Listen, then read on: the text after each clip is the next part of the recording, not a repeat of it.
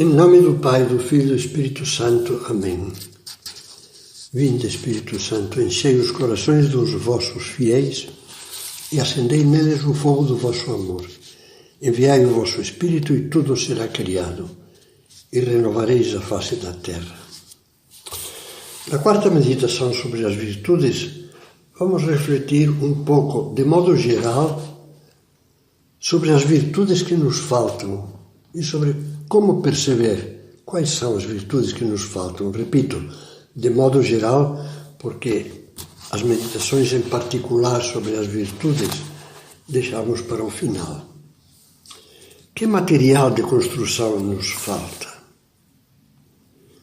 Estamos falando muito desta imagem de Cristo, de construir. E que dizia Jesus? Quem de vós, querendo fazer uma construção, antes não se senta para calcular os gastos, os meios, que são necessários a fim de ver se tem com que acabá-la? Primeiro é preciso ter um projeto, saber o que se quer construir. Depois é imprescindível parar e refletir com calma. Jesus diz, sentar-se para calcular, a fim de ver qual deve ser o investimento e o material necessário. Já sabe que usamos a imagem do material também para nos referirmos às virtudes. Mas antes de estudar qualquer material, é preciso estar bem conscientes da obra a ser realizada. O material de um galpão não é o mesmo que o de uma clínica neurológica. Que pretendemos construir?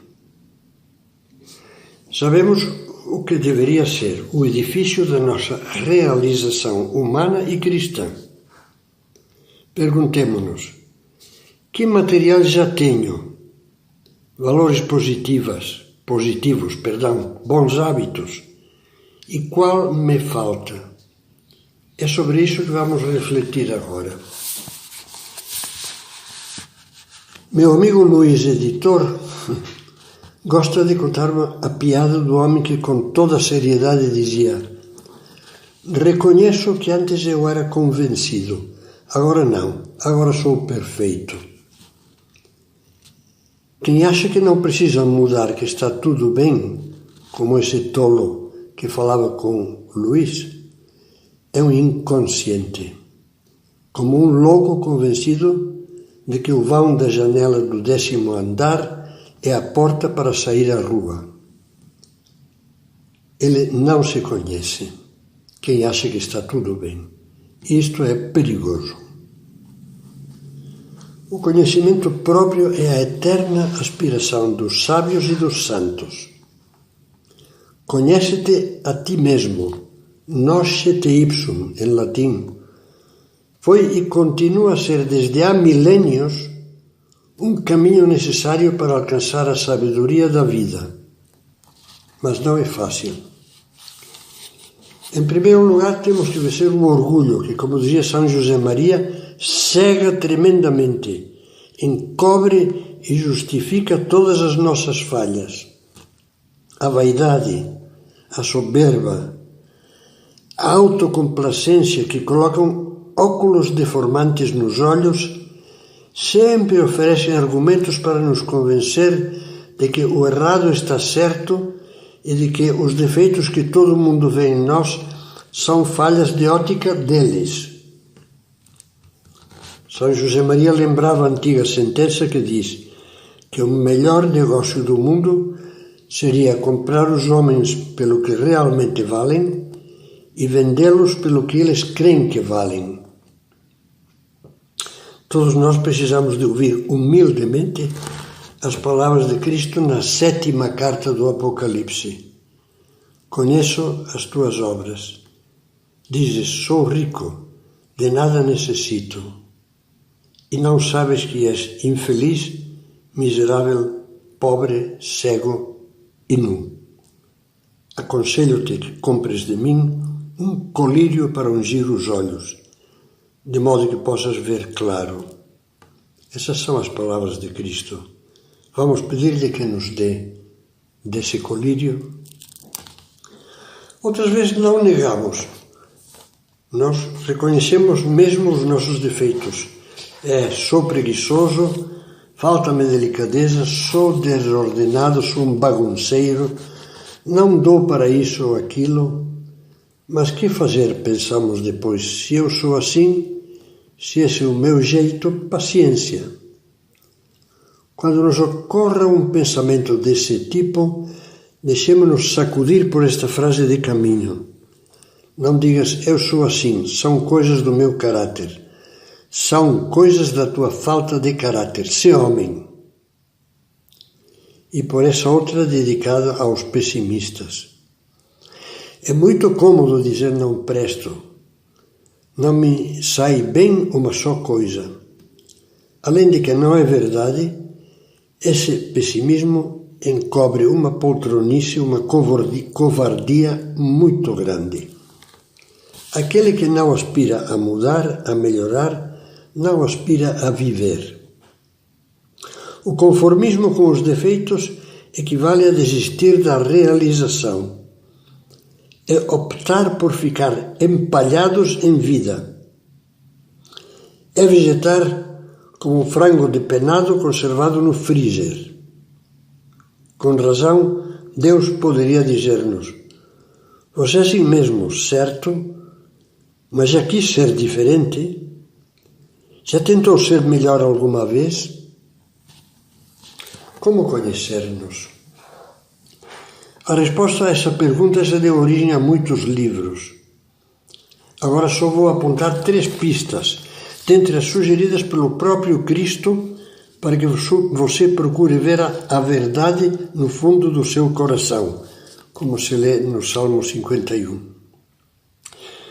Primeira pista, palavras de Cristo. Onde está o teu tesouro, lá também está o teu coração. Tesouro é aquilo que mais prezamos, que mais valorizamos. Pode ser uma pessoa querida, que é o nosso tesouro, ou o nosso sucesso, ou o dinheiro, ou o prazer. O coração, ou seja, o mundo íntimo dos nossos pensamentos, sonhos, projetos e desejos, está centrado, costuma centrar-se realmente naquilo que mais estimamos e julgamos necessário para a nossa felicidade. Pense, qual é o meu tesouro? Qual é o rei que reina em meu mundo íntimo? Para muitas pessoas o tesouro melhor dizendo, um desses 3. Sucesso, satisfação, sossego, que eu chamo os três S's. Se você se enquadra aí, não duvide. Precisa urgentemente começar a lutar contra o egoísmo. Para outros, o tesouro consiste em acumular riquezas, entrar na lista dos mais. Não entendem que se os bens materiais são o seu tesouro, assim com maiúscula, estão a caminho de um suicídio moral e podem despedir-se da felicidade que Cristo promete. Felizes os pobres em espírito, os que são desprendidos e generosos, ainda que tenham muitos bens, porque deles é o reino dos céus. Para outros o tesouro é a liberdade. Por enquanto vou me limitar a perguntar: liberdade para quê? Dependendo da resposta, você vai conhecer o seu coração. Se é liberdade para fazer o que eu quero, você é um lamentável egoísta. Se é liberdade para poder dar-se mais a Deus e dedicar-se a grandes ideais em favor dos outros, você tem a virtude da generosidade e da magnanimidade. Medite um pouco. Segunda, a boca fala daquilo que o coração está cheio, são palavras de Cristo. Você é de que fala mais? De você mesmo? Fala demais e escuta pouco? Então não precisa refletir muito, você tem que lutar contra a vaidade. Talvez o despertem estas palavras do livro Caminho. Obstinas-te em ser o sal de todos os pratos. E não te zangues se falo claramente. Tens pouca graça para ser sal. Falta-te espírito de sacrifício. E sobra-te espírito de curiosidade e de exibição. Outra pergunta, você critica muito os outros? Acha logo defeito em tudo o que dizem ou fazem? Precisa adquirir a virtude da compreensão.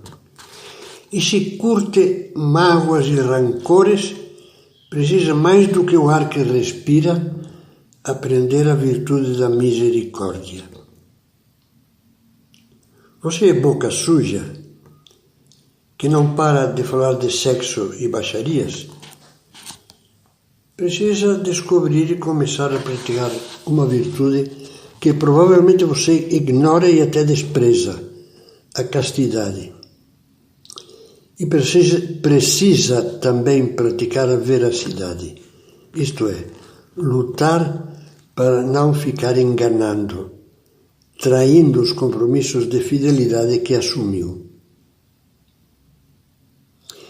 Você pensa, até dormindo, como se fosse um ingrediente imprescindível da felicidade, em requintes de comida, em bebidas, em prazeres do gosto que não consegue largar. Também é urgente que aprenda como se adquire a virtude da temperança. Terceira, palavras de Cristo aos discípulos de Emaús. Por que estáis tristes? Essa é a primeira pergunta que Jesus ressuscitado fez aos discípulos de Emaús quando voltavam para casa desesperançados, depois do fracasso de Jesus na cruz. As alegrias e as tristezas, não falo das que procedem do amor a Deus e aos outros, são excelentes radiografias das doenças do coração. Causa-lhe alegria o que é fácil ou o que é certo. Diz, todo feliz, consegui driblar um compromisso. Então no seu coração há um buraco negro, no lugar que deveria ocupar a virtude da responsabilidade. Causa-lhe muito mais alegria o que recebe do que aquilo que dá. Há um vazio no lugar da caridade e da abnegação. Quando se porta mal, entristecem-no as ofensas feitas a Deus e ao próximo, ou só a humilhação de se ver fraco e ruim, pior do que você gostaria de se ver. Precisa então ganhar as virtudes da humildade e do arrependimento. Alegra-o fracasso dos outros, quando faz brilhar mais assim o seu sucesso?